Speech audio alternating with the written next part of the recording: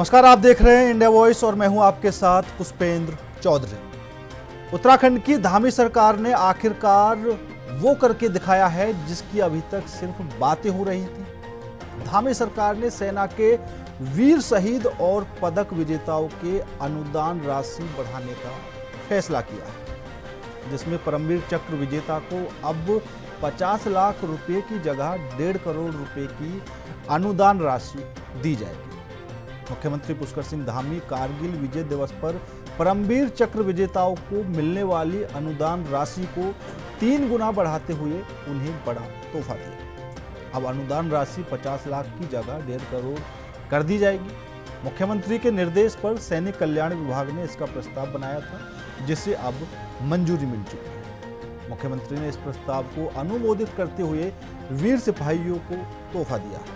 उत्तराखंड राज्य में जून 2022 से पहले परमवीर चक्र विजेता को 30 लाख रुपए की अनुदान राशि मिलती थी, जिसे 10 जून 2022 को मंत्रिमंडल की बैठक में बढ़ाकर 50 लाख रुपए किया गया। अब बीती 14 जुलाई को राज्य सरकार ने इस संबंध में एक और शासन आदेश जारी करते हुए इस राशि को 50 लाख से बढ़ाकर 1.5 करोड़ रुपए कर दिया। राज्य सरकार ने वीर नारियों और उनके परिजनों को भरोसा दिया है कि वह राज्य की धामी सरकार उनके साथ हर पल खड़ी है। शहीद के घर से एक व्यक्ति को उनकी योग्यता के अनुसार नौकरी भी दी जा रही है। देश की आज़ादी के बाद से अब तक उत्तराखंड के 1845 शहीद बेटों ने वीरता का परिचय देते हुए कई वीरता पदक जीते। कारगिल युद्ध में ही उत्तराखंड ने अपने 75 बेटों की शहादत दी, जो अब युवा पीढ़ी के लिए प्रेरणा बन रहे हैं। हालांकि पदक विजेताओं की अनुदान राशि बढ़ाने के निर्णय की कांग्रेस ने भी सराहना की है, लेकिन कांग्रेस नेताओं ने सवाल भी खड़े किए हैं कि आत्मसम्मान के नाम पर भी बीजेपी राजनीति करने से बाज नहीं आ रही। क्या कुछ प्रतिक्रिया है, एक बार वो आपको सुना दें। क्यों, बिल्कुल मिलना भी चाहिए। जो लोग अपना सर्वस्व निछावर कर रहे हैं इस देश की रक्षा के लिए, हम लोग सुकून से तब रह पाते हैं, रातों में हमें नींद तब आ पाती है जब सरहदों पर ये लोग कड़ाके की ठंड में या रेगिस्तान की गर्मी में वहाँ पर तैनात रहकर हमारी सीमाओं की सुरक्षा करते हैं, उसकी रक्षा करते हैं। और ऐसे में वो ही नहीं, उनके परिवार भी जो भुगतते हैं वो भी वो कम नहीं है। तो जितना सरकार कर सकती है इन लोगों के लिए, उससे ज़्यादा करना चाहिए। और मैं स्वागत करती हूँ जिस तरह की धनराशि बढ़ाई गई है, ये इनको मिले, ये भी सुनिश्चित करना सरकार का दायित्व होना चाहिए। देखिए, अगर आपने राशि बढ़ाई है तो मुझे लगता है ये उनका वो डिज़र्व करते हैं। उन्होंने अपने जो है प्राणों की आहुति दी है इस देश के लिए। तो अगर आप शहीद सैनिकों के लिए धनराशि, सम्मान धनराशि बढ़ा रहे हैं तो इसमें मुझे लगता है हुहल्ला करने की ज़रूरत नहीं है। भारतीय जनता पार्टी का खेल यही है, करते आप 0 हैं, गाते आप 10 को हैं। और मुझे लगता है कि कांग्रेस पार्टी की बात तो भाजपा बिल्कुल ही ना करे कि हम सैनिकों का सम्मान करते हैं या हमने कभी कुछ किया या नहीं। भाजपा पहले इस बात का जवाब दे कि ऑपरेशन सिंदूर के वक्त उनके 2 बड़े बड़े नेताओं ने जिस तरीके से सेना का अपमान करने का कार्य किया, उनके खिलाफ आज तक कोई कार्रवाई क्यों नहीं हुई है। तो भाजपा की कथनी और करनी में बड़ा फर्क है। भारतीय जनता पार्टी के मंत्री कह देते हैं कि सेना जो है मोदी जी के सामने नतमस्तक है। इससे बड़ा शर्मनाक बयान कुछ नहीं हो सकता, क्योंकि आज पूरा देश जो है सेना के सामने नतमस्तक है, उनकी शौर्यता को जो है सम्मान करता है, नमन करता है। तो भाजपा ने अगर मुझे लगता है धनराशि बढ़ाई है तो ये स्वागत योग्य है, लेकिन उसका इतना हल्ला मचाने की जरूरत नहीं है। एक हमारे में सबसे पहले तो आज कारगिल विजय दिवस के अवसर पर सभी कारगिल में अपना बलिदान देने वाले सभी वीर जवानों को नमन करता हूं, उनको श्रद्धांजलि अर्पित करता हूं। और हम ऐसे दिवस पर ये संकल्प लेते हैं, ये प्रण लेते हैं कि हमारे वीर जवानों ने जिन उद्देश्यों के लिए अपने प्राणों का बलिदान दिया, हम उनकी अपेक्षाओं के अनुरूप हमेशा काम करते रहेंगे, आगे बढ़ते रहेंगे। हमारे जवानों के परिवारों के लिए, पूर्व सैनिकों के कल्याण के लिए, उनके परिजनों के कल्याण के लिए, उनके उत्थान के लिए अनेक काम आज देश के अंदर आदरणीय प्रधानमंत्री नरेंद्र मोदी जी के नेतृत्व में लगातार निर्णय लिए जा रहे हैं। हमारी सरकार भी उत्तराखंड, क्योंकि उत्तराखंड वैसे भी एक सैनिक बाहुल्य प्रदेश है और लगातार सैनिकों के उत्थान के लिए काम करना हमारा परम कर्तव्य है। उसी को ध्यान में रखते हुए हमारे जो वीर जवान थे उनके बलिदानियों को मिलने वाली अनुग्रह राशि को हमने 10 लाख रुपए से बढ़ाकर 50 लाख रुपए किया है। इसी प्रकार परमवीर चक्र विजेताओं को 50 लाख रुपए से बढ़ाकर 1.5 करोड़ रुपया करने का भी हमने ये घोषणा की थी और उसका अब शासनादेश कर दिया है। इसी प्रकार आज जगह जगह पर हमारे सैनिक विश्राम गृह हैं, ACSS के केंद्र हैं, सैनिकों के कल्याण के लिए अनेक प्रकार के कार्यक्रम हम चला रहे हैं। आज हमने घोषणा करी है नैनीताल में और चमोली में ACSS और सैनिक विश्राम गृह बनाए जाएंगे।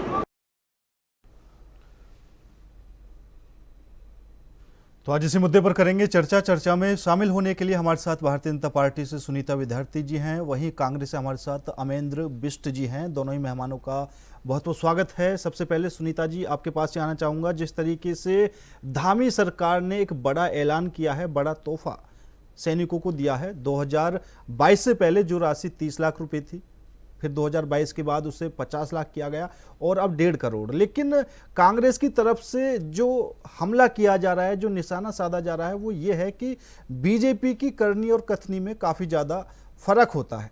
आपने कह तो दिया, लेकिन ये राशि उनके परिवारों को मिलनी भी चाहिए।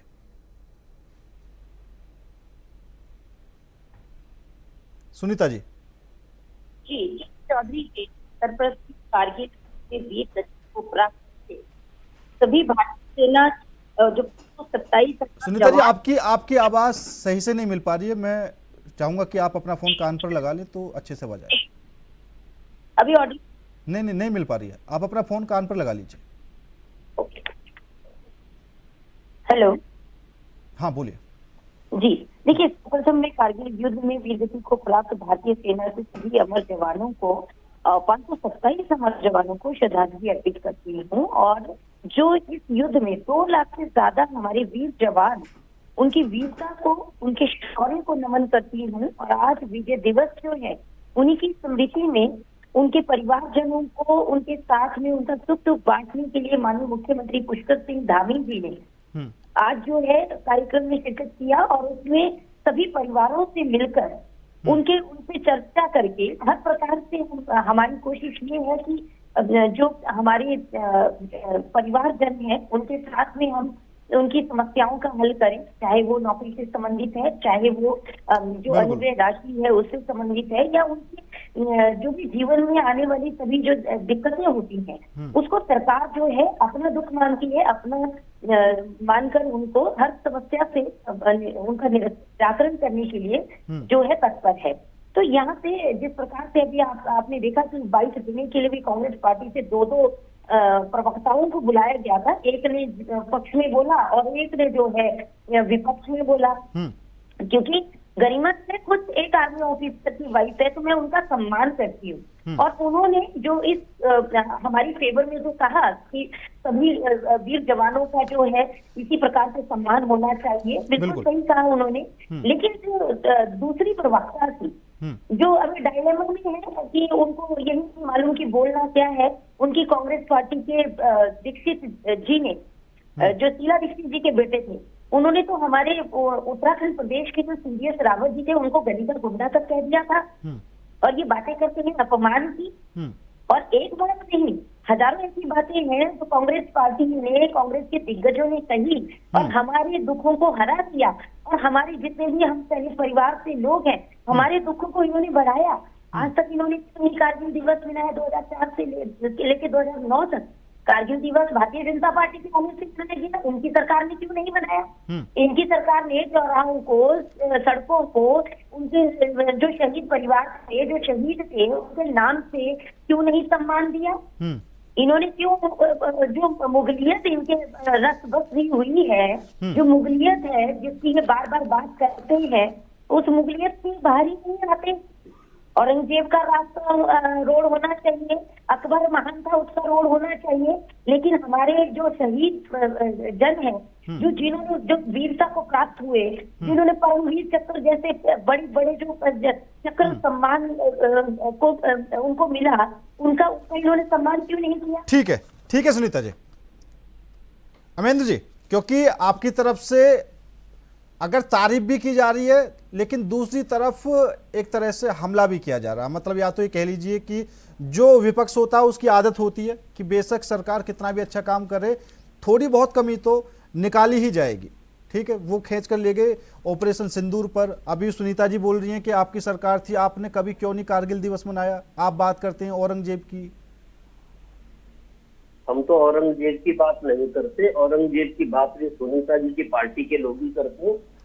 और कोई भी इस तरीके का जाति और धर्म के आधार पर कोई मुद्दा हो तो सुनीता जी की पार्टी का और राजनीतिक एजेंडा होता है और वही इस तरीके की बातचीत करते हैं। और मैं हैरान हूँ कि सुनीता जी प्रोफेसर हैं और रही हैं और उनको इस बारे में पता नहीं है कि इस देश के भीतर 2004 से लेकर के 2014 तक, जब तक अन्य दलों की सरकार भी रही है, अन्य प्रदेश में भी और केंद्र में भी जो है कारगिल विजय दिवस मनाया जाता रहा है। मुझे लगता है कि इनको अपनी जानकारी ठीक करनी चाहिए, पहली बात।